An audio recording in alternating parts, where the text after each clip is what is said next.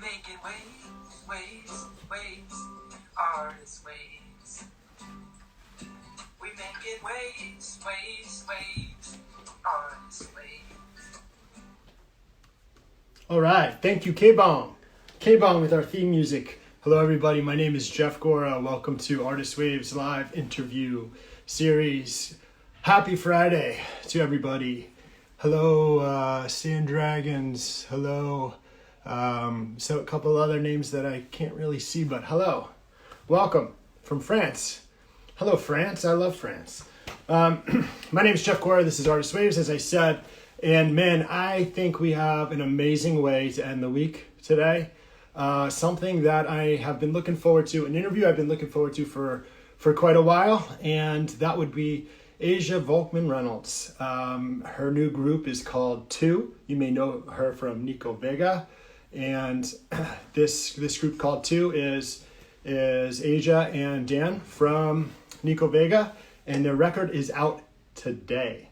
Release day today. Let's put it on in the background a little bit. This is the newest single. It's called In This Rough. And I got to tell you something. I got to be 100% honest, as I always am. This record has blown me away. Incredible. If you've been following the things Aja has been saying about it, and 2 has been posting about it in terms of where it's coming from, it's pretty remarkable, and it says quite a bit. So I think Aja's here. So why don't we talk about it? Let's do this.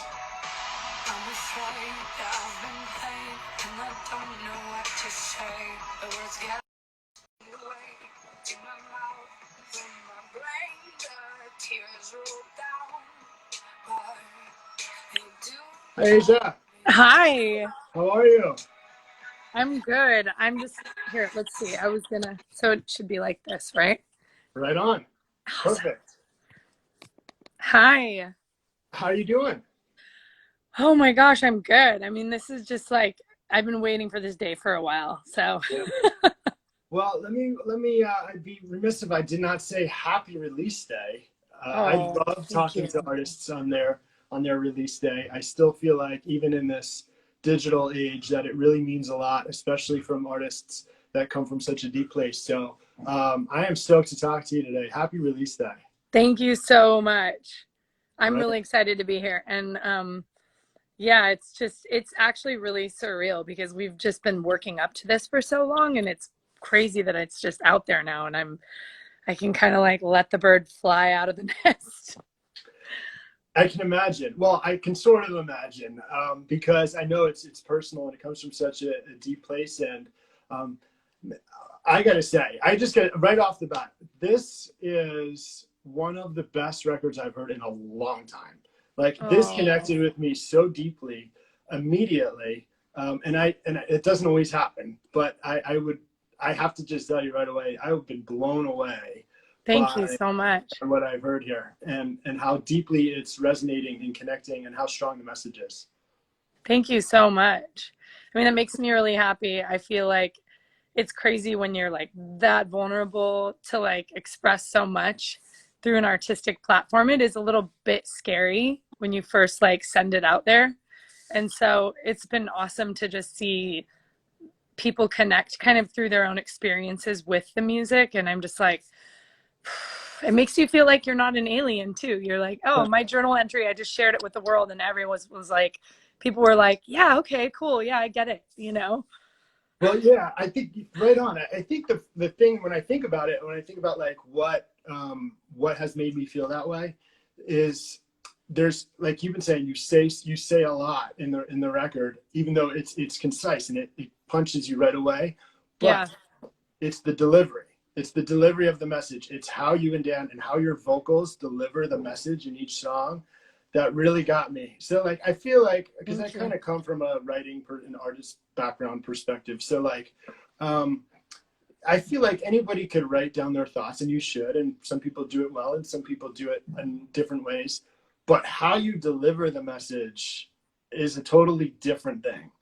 Right? So like the way your vocals project the message is just, it's almost, I can't really put words to it. Like that's what it is to me that makes me say that. Oh, thank you. That's so awesome. Yeah, I mean, you can tell that it meant a lot to you, and even in the studio, probably like in that moment when you're recording a vocal, like it probably meant a lot to you to lay it on tape or It where however does, you recorded yeah. it. But you know, there's a rasp, there's an emotion, there's a Right. melodic chill, there's everything. Thank you. You know, I feel like part of the reason why it's so easy to connect to is because it is so incredibly personal. There's just like, it's, you know, I think every time I sing those songs, I feel so intensely where, you know, where it's all written from, because it is so, it's just, it's honest, you know? So I think, and I love performing so much. So it's the closest I've been able to come to performing in a long time, is just singing those songs on records and, you know, and writing those songs. And I get a lot of joy from that. So it feels like it pulls a performance out of me, you know, when I Yeah, really get into it. right on. I could see that, and I mean, I think there was. I've always loved how you kind of, even like in an Instagram post of a photo, you'll kind of tell the story behind the photo, or at least Right. why it's there, what it means to you, and the Right. build up with two. Um, you know, there were some lines where you're talking about this coming from the deepest place of your heart, where there's light and darkness, Mm-hmm. which connected, I think, with me pretty deeply, and a lot of people too. But it gave a perspective, and it gave an inside look as to like why and where and how. Um, so it says a lot, and even the name, knowing why you're called two, you know, like the feminine Right. force behind two, which I have to admit I didn't know that. I didn't know that numerically there's some symbolism there. Right. And but it's also, it just kept coming, things about like the name and Dan and I working together, it was like things were coming into alignment, which really, it's like the name picked itself in a weird way, because we kept trying all this other stuff and then it just kept getting whittled down to like two. And then it was just, it just also, you know, we used to have a threesome, like the band was a trio. And so there was also just this simplicity of like, okay, now it's just the two of us, you know, and it's the Yeah, masculine and feminine to represent like what we're sort of doing. And I think we both have like, you know, he's a very sensitive, intuitive person. And I feel as though I'm also can be very like, we both have masculine and feminine traits. And so I feel like we bring a balance out of each other as well. You know, we work really sure. well together in projects. And I feel like everything about this has just come so smoothly. And part of it is because he's such a cheerleader for me. Like I've not you know, had to fight to be myself at all through this process. It's like he's constantly trying to pull things out of me, and he's made me less afraid to share like the darkness and the light, you know, like, and I think that's sort of one of those things that that's intimidating. It's like it's hard sometimes to like, we don't want to share like the darkness because we're like ashamed, or we live in shame because of it or something. But the reality is like we all have both, you know, both. So it's kind of like the more honest we are, I feel like the more healing it is, you know? Yeah, for sure. I remember I totally get that. And I remember reading something about the group and where the music was coming from, and hearing the line like expressing pain is equal to expressing joy. And from an artist perspective, I'm like, that's a home run line. That's it right Right. there. Of course it is. And sometimes you express pain and it leads to joy, and sometimes the other way around. Yeah. So I see that in this record quite a bit. Um, so Thank you. I was curious too, though, like kind of taking a small step back. Did when you got this idea for putting these songs together and even putting the record together, what came first? Was it like you and Dan saying, okay, the two of us want to write some songs and let's see what happens? Or was it like we have these songs, would the songs come first? You know, it's interesting because I was going through a massive like separation in my marriage, and I was really lost, and I was writing all the time because I just didn't really have anywhere else to go. And that is really where I go with pain. And sometimes I get really complacent in my life and I don't write for periods of time because I'm just fine. I'm just like, oh, Yeah. I'm fine right now. And that's kind of how I process emotion. Um it's my healthiest way of processing emotion, I should say, you know? And so I think when I was writing a bunch of this music, you know, Dan is always the first person to, I feel like, come in and like encourage the art and get excited about it and be, you know, so I started sending him these like little sound bites and demos, and he was like on an airplane in like 10 minutes and was just like, we're doing this. And we started recording songs, and then they started to kind of go through this different, you know, there was like hits and misses and things that were just, you know, I don't know, we were finding our groove. And a lot of it was grounded in heartbreak at the time. And then I started to sort of heal, and like things became more whole. And so that's in the music too. And I started to write from that place. And then it's like that, I call it like going through the stages of grief in music, because I sort of, and I landed in this place of like surrender and forgiveness. And then it was like really interesting, because then I was like, well, which songs feel like they most express that part, like that section of the journey, and how can this tell a story, you know? And I think what's interesting is through my separation, it's like, I think when you go through something that's extremely painful, it uproots all the like childhood traumas or things that you never dealt with, like little, you know, nuggets that you've held on to, but they get triggered by like current circumstances.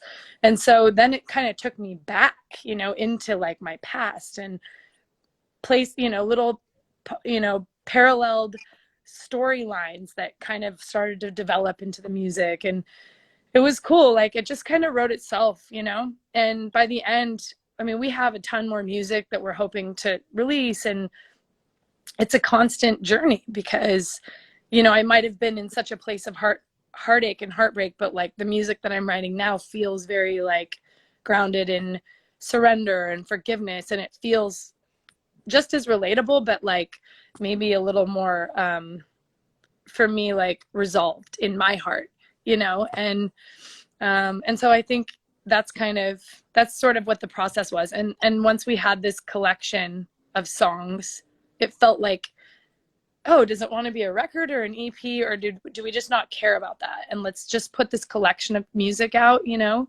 And then we can kind of move on to the next chapter. And the next chapter might be like the second half of this chapter, or it might be longer, or maybe even shorter, you know? It's just kind of what comes natural, I think. Right on. I subscribe to most of all of that, really, in terms of you know, just how I kind of operate sometimes too, and then I also in the way I've connected with these songs. So I'm curious. The record starts with, I know sequencing when you have a message this powerful is really important. When you open with Live Forevermore, it's such a unique opener in which you're hitting it right away with so much melody, and then you're also have this such a unique song. But what I loved about it was that I kind of felt like, and maybe I was looking kind of too far into the big picture, that was almost like the end at the beginning. If you look at a personal journey, like if it were to be a documentary, for an example, like maybe this is you telling the story at the end about like what's about to happen or what's my journey. Right. And like, I'm cool with it and I want to share it. And it's very symbolic to two, and all the meaning behind that. Is that that's exactly it? And the funny part is, because I talk about the beginning in this beginning of the song, it's like I was a little girl 5 years old. Yeah. And so that's kind of what, for me, it was first off, the chorus is like the message of the whole record, which is just basically like, for me, it's like you can go through all stages of grief and emotion, but ultimately you want to get to this place where you're sort of a witness of these things and not a victim of them. Because I think, does that make sense? Yeah. For sure. me, that's where the strength comes from. It's like, nobody can take away Aja, you know, as long as I don't give Aja away. Yeah. And if I'm just the witness, like I'll live on forever. I'll just witness, you know, like, and I forgive you because you can't take Aja away, you know? and I'm witnessing your experience of life and maybe the vile or violent things you choose to do in this lifetime. I might observe those things and witness those things, but I don't need to claim those things. And I also don't need to. Hating for me is more painful. Anger was the destruction of me. Any kind of, through my past, through my separation, being angry, like that was the very thing that was causing me pain. And the second that was gone was the second that I felt free. Like, oh, I don't have to be angry anymore, because the anger was toxic, and that's exactly what Live Forevermore is. So, and it's exactly what you said. When we got there, it was like, oh, this has to be the opener, Yeah. Awesome. We actually have another song that we've kind of held back because I think it's going to be getting some placements at some point, that is sort of the bookend to that. Okay. And I have this fantasy of starting the next record with the bookend to this record. So we'll see. I don't know what'll happen, but I'm already Right on. Love it. And then about midway through the journey, maybe it's not exactly midway, there's kind of exactly what you just said. There's, you can't take this song away from me.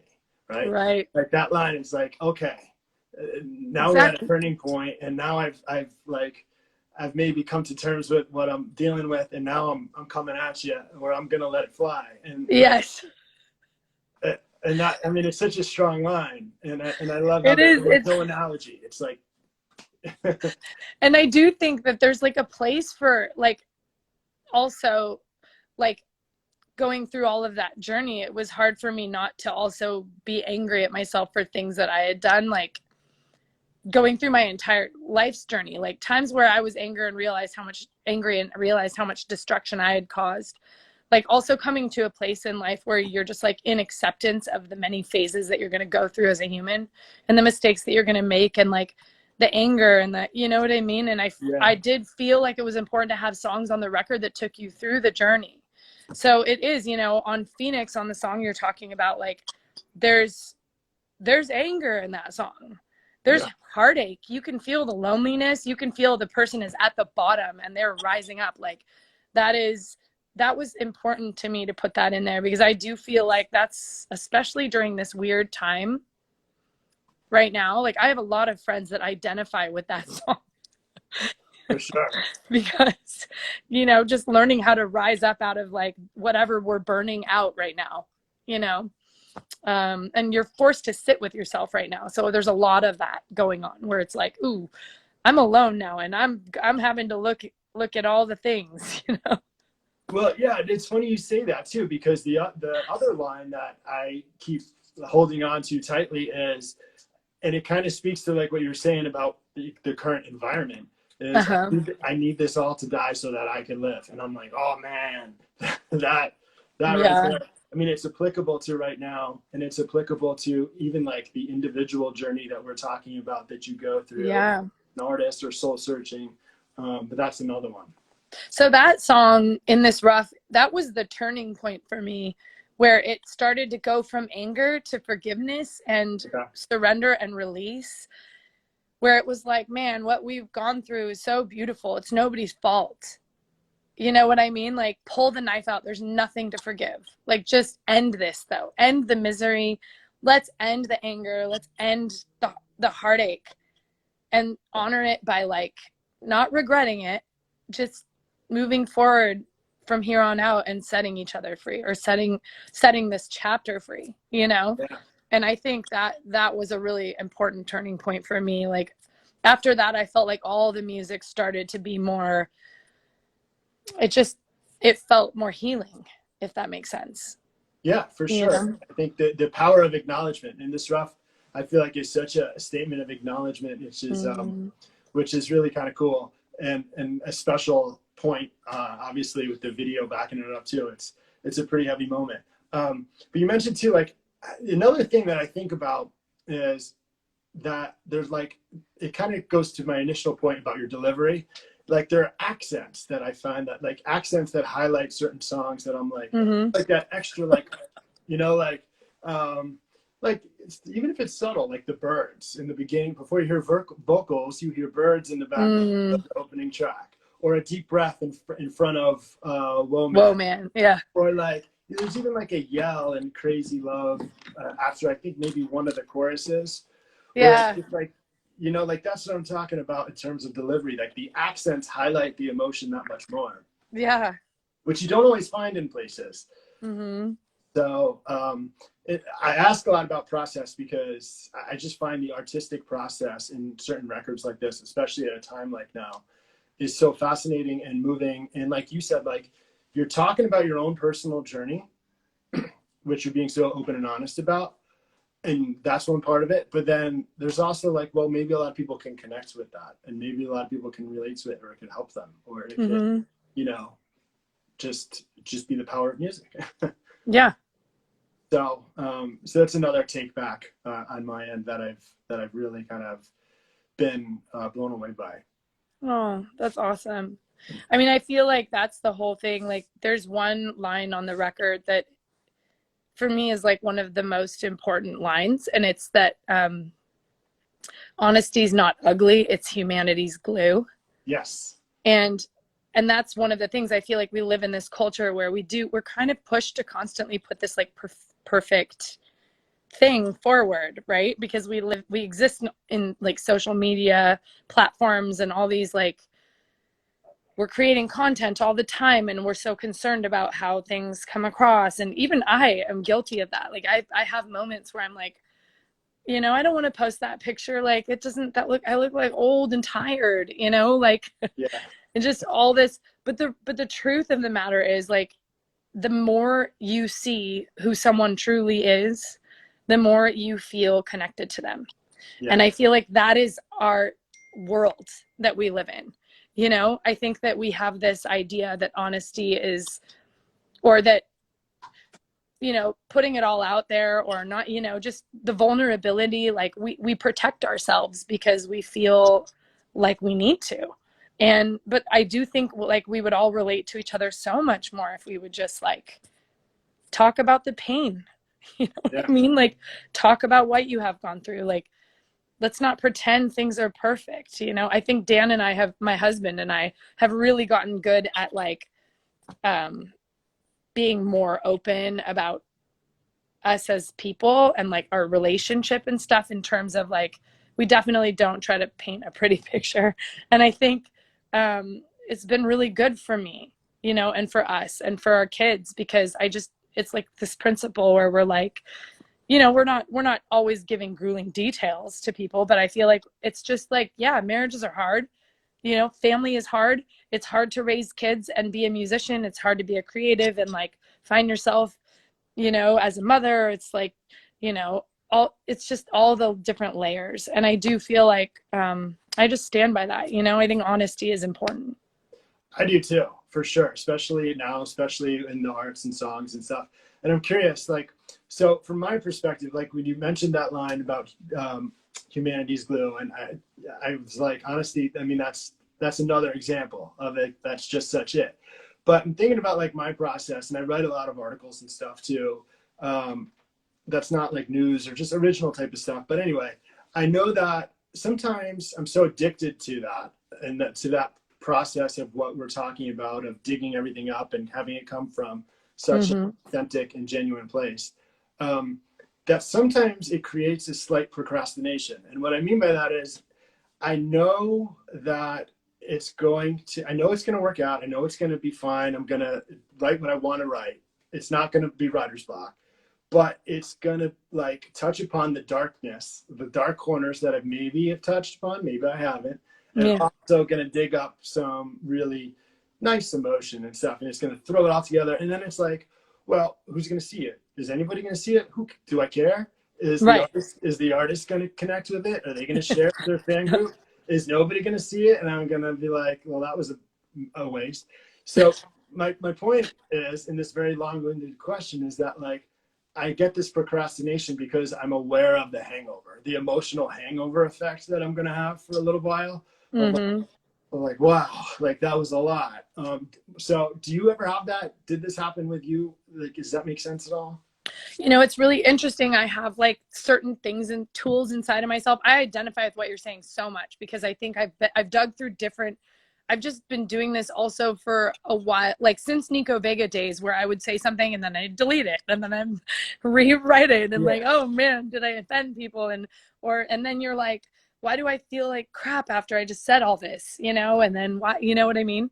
So I have like tools inside. I feel like now that help me figure out how to craft something. One is like, I do have like a therapist who is like really pounded home with me, like, you need to get comfortable with like upsetting people. It's okay. Like when you're being honest and you're being who you are, it's just going to happen. Like some people won't agree, you know, it's never my intention to like push people out, you know? Yeah.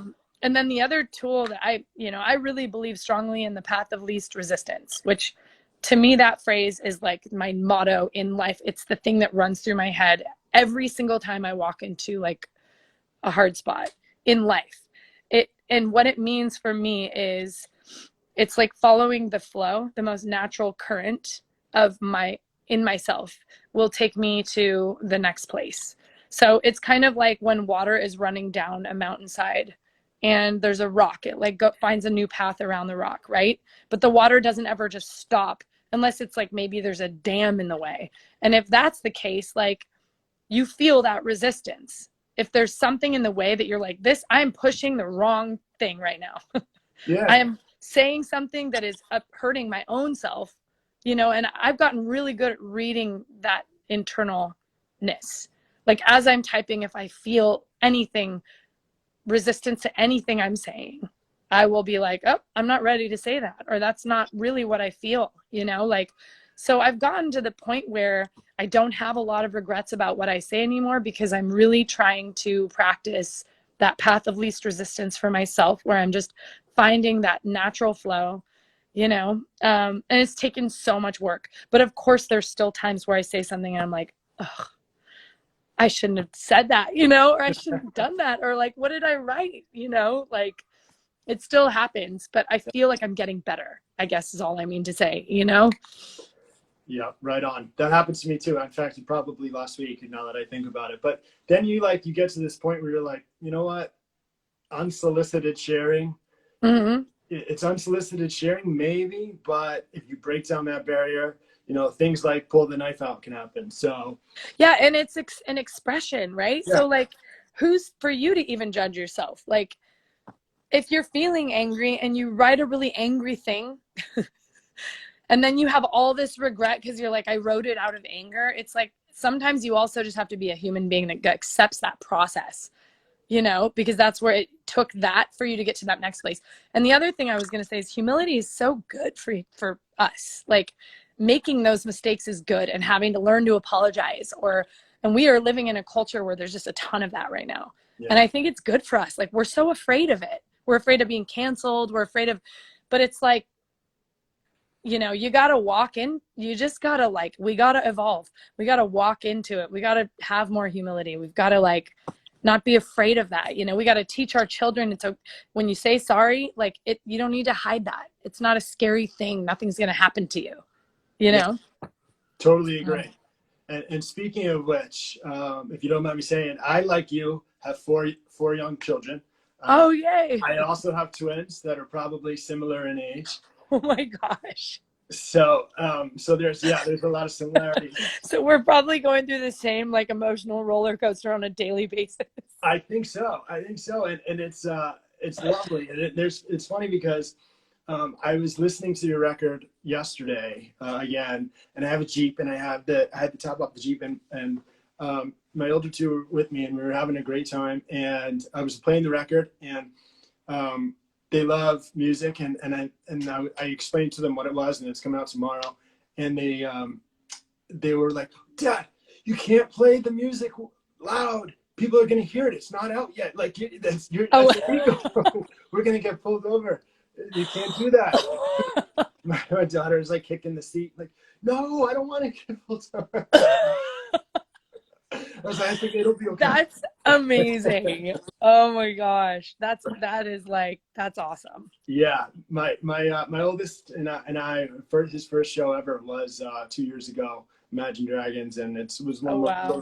one of the most special moments of my life as well. So That is so cool. yeah, it was amazing. But my question on that is, do your children ever, from an artist perspective, do they change your inspiration, or do they lead to your inspiration sometimes? I find sometimes it does me, and sometimes it also changes my perspective on how I receive music, Yeah. depending upon the messaging. But I'm curious about your perspective on that. Gosh, it's really interesting that you ask that, because I'm, as a mom, like still trying to kind of fuse the relationship of being a mother to like the relationship of being a musician, and like having a musical, I don't know, like at home, for instance, I play a lot of peaceful music just to keep the environment peaceful. So my kids like don't really know the part of me that is like this fierce sort of rock chick woman, female force. There's my youngest two are they love my record, or not my youngest two, my twins. They love the music. They're like always singing it.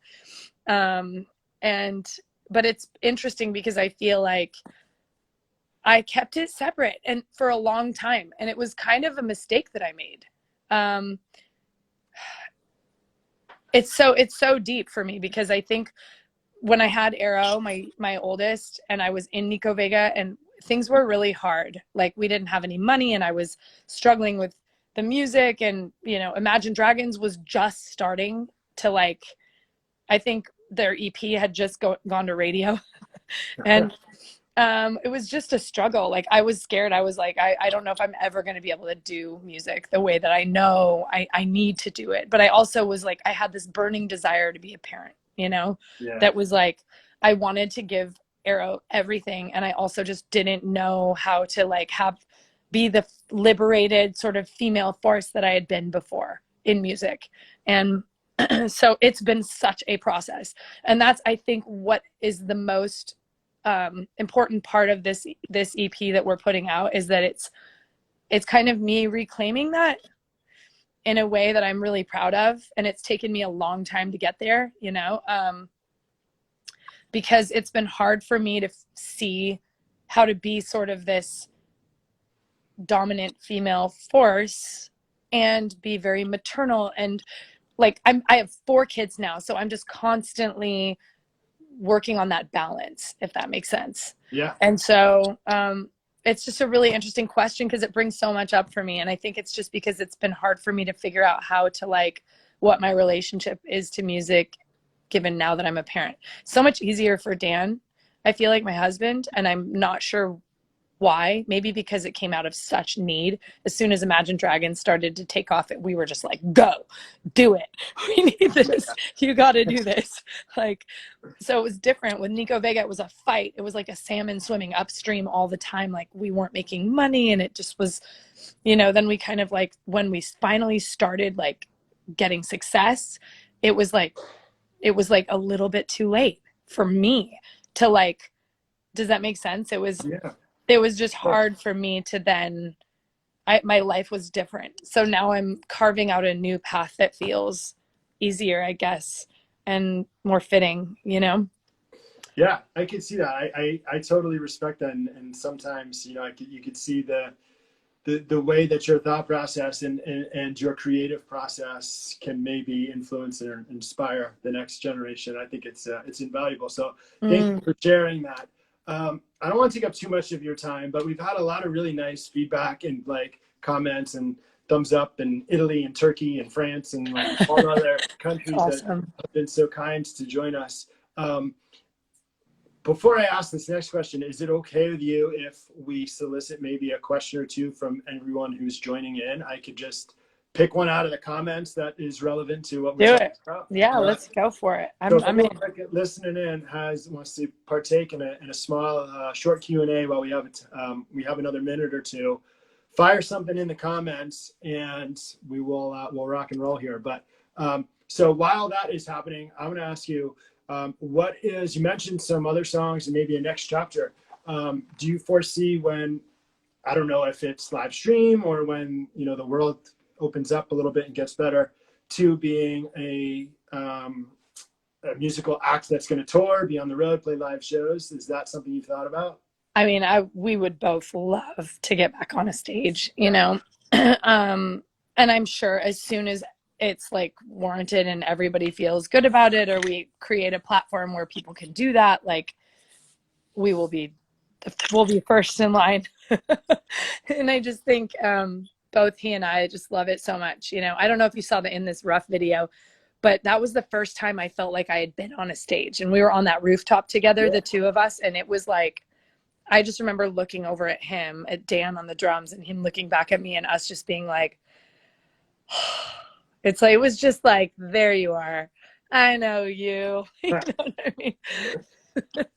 Yeah. To both of us. Like, I even felt that way towards myself. I was like, oh my gosh, there you are, you know? So I'm excited, because I do think like the stage, like the platform of the stage really for me feels as if it's the place I'm most free to express myself, because there's this, you know, place carved out for it where people are like, okay, what are you going to do? They like, you get up there and it's like, you got to start like emoting immediately. And that's like, you know, I think I spend a lot of time in my life like pulling that back, and on stage it's like, floodgates can open, you know? So. Right on.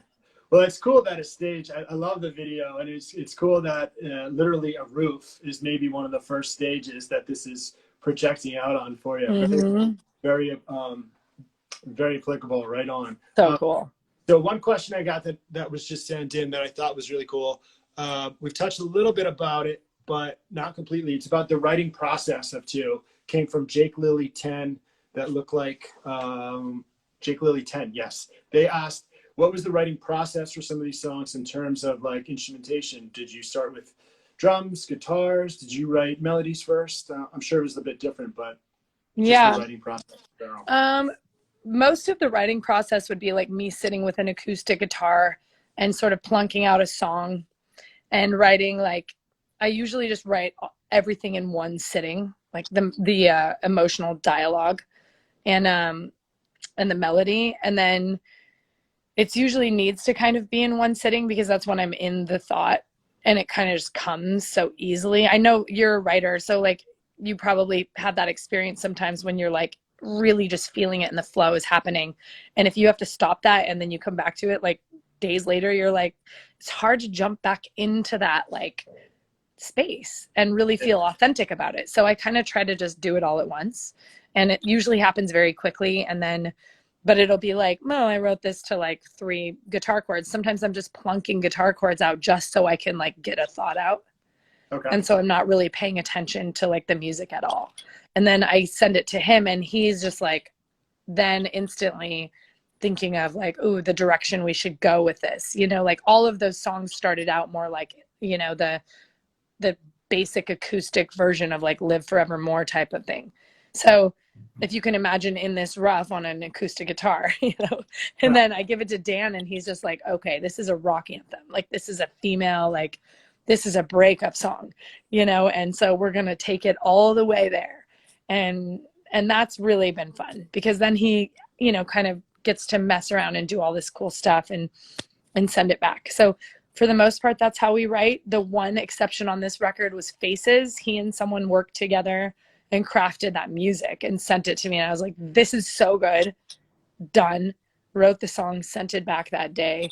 And it was just like perfect for us, you know? So that's kind of how it works. And then he has a little studio at his house. So before quarantine, when we could still like hang out all the time, I would like go over there and cut some vocals in his little studio. And we would just like, it was just really fun. It was cool. It was natural, you know? So, and then he'll kind of bring in different guitar players. Okay. And like, he does most, like he can play guitar, and so can I too, though. So we play around with that. And he's a fantastic drummer, obviously, but he's also good at like, he produced everything. So I'm really proud of him for that, because I think for years, like, you get in your head that you're good at only one thing, and you're like, that's my safe space. I can't do this other thing. I'm not professional at it, you know? And so it took a while to get him like the courage to just, I was like, you're good at this. Like, you're a great producer. It's awesome. And then when he was finally sending songs out to mixers and they're like, who produced this? And he was like, me. You know, like, it was so good for him to like finally see that like it was like up to, you know, the bar. Like, it was like good enough to just fool people. You know what I mean? But Love it. anyway, Love it. yeah. Yeah, I know you guys did a lot of it yourself, and there's a lot of labor of love, a lot of love in the labor. So Yeah. it shines through. Right on. Thanks for sharing the process. I love that part. So the last one I thought that was pretty interesting, pretty deep. If you don't mind me sharing, I forgot the person's name that came through your screen name. My apologies, but your question was really good. It was something along the lines of, when you are writing something that's so personal, and you're talking about maybe relationships that you've had or you're in, do you think about, or do you share with the other person, or worry about their impact when you're writing, or whether or not you want to release the song to the Like, world? if it's going to hurt them or something. Yeah. I think that was the intent of the question. So, Yeah. I mean, of course. Like, yeah. when I think of my husband, like, it's hard because, you know, I'm like, well, people know who I'm talking about half the time when it's about him. But then some of the songs on the EP aren't about him, you know, Yeah. and so it is kind of this muddy thing, because I think people will assume even the ones that aren't about him are about him. But, you know, it's the same vice versa. Like, he's in probably one of the biggest bands in the world, and and I can come across in some of those songs as a pretty there's just, I have a lot of personalities in his music too. So so I think at this point it goes both ways. We both just kind of know, like, especially in our dynamic, like, we're going to be honest, we're going to talk about things. It's not all, but it's also this moving, like, our marriage is very strong because I feel like we do a lot of work, and we go through those, you know, we ride those waves, we surf those waves together. And for the most part, you know, sometimes I will tell someone else, like, ooh, I wrote this song about your guys' relationship because I just couldn't stop thinking about it. Like, it just came out. It was like the scenario, and I'll tell the person. But usually it's like for the best, I think, because music is so healing. So I feel like it's easy to identify with. And I can also be someone in my relationship with my husband who, like, buries my hurt. And so when it comes out through music, sometimes I think it's good for him to know how I'm feeling based on something that I wrote. And for the record, we do also sometimes have to say before we play a song for each other, like, this is not about you. So he has to say that to me, like, all the time, because I'll be like, oh my gosh, how could you? You know? But so yeah, there is a little bit of that, and we're sensitive to it, but also, like, pretty used to it, you know? Right on. See, honesty is the glue that holds it all together. Big It does. small picture, it's right on. Well, it's so inspiring too. It really is, and the art is inspiring, but even more so, it's the intent. The intent is so inspiring. So, and moving in a time where there cannot be enough inspiration. Yeah. A time where a surplus of inspiration is welcomed, I think, to everybody, everywhere. So Yeah. Appreciate you being so open and honest. And the last thing I'll say or ask is kind of coming full circle. It's kind of like My Live Forevermore, where you're talking about the end at the beginning, maybe. And I'm curious. I always kind of end with this. It's release day. The record's out. It's obviously impacting so many people in a positive way. And I know it means obviously so much to you, but what does it mean to you? If you were to say in this moment what this record means to you, what this day means to you, how do you capture that?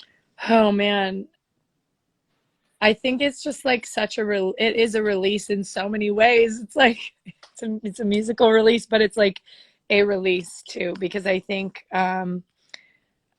it's just, anytime you have like creativity bubbling inside of you, and it's like kind of this pent up force and stuff, like you feel like this volcano that's about to erupt. And so there's a little bit of pressure and stress and like all that like is going on, you know, leading up to it. You're like, oh, I got to do this photo shoot. I got to do this. I got to write this. I need to, how am I going to do this during COVID? Like, and then the eruption happens, the artwork flows, you know, everything starts to come out and you're just kind of like,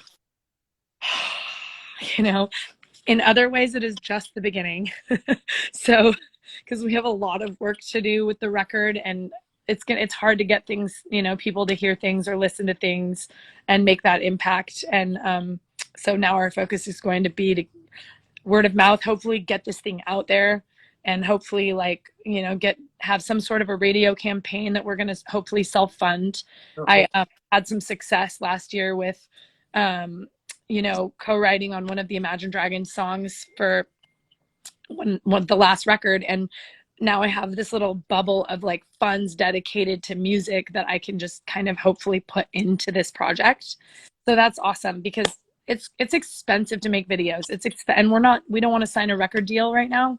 So like, you know, doing it all ourselves is just a lot, and I feel like music is fueling itself, and I'm, you know, so it feels good, and I feel excited about the future, and I'm just like ready to roll. All right. Right on. That's awesome. And we're ready to roll with you. So Tomb Music is out, and it is immediately impacting. So I won't keep you any longer. I really appreciate you taking all this time. It was so nice to meet you and so nice to speak with you so open and honestly. Congratulations, and thanks for all you guys do. Thank you so much, and thank you for your support. Right on. Thank you. Take care. Have a great rest of your release day. Thank you so much. I will. Okay. Bye. Bye.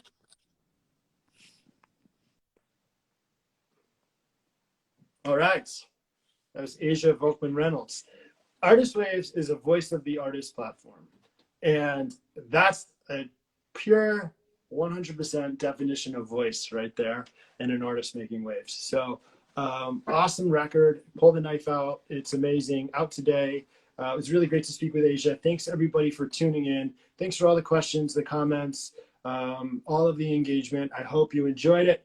I certainly did. Aja shared a lot of really awesome information behind an awesome record. So I think it's happy hour, and have a great weekend. Stay safe. Thank you.